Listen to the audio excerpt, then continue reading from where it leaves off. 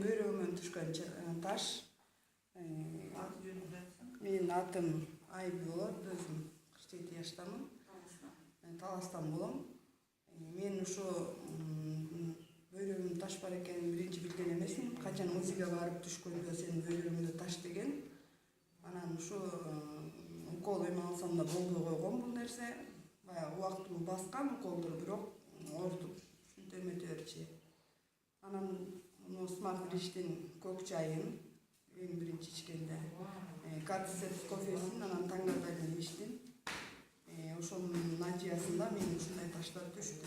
Мен даже биринчиден билбей ыргытып жибергем. Бул анан кийинкисин результат керек дегенден кийин мен уже чогултуп койгом. Ошондой эле мен 3 жаштан, жок 4төн 5ке эметкен неберем бар.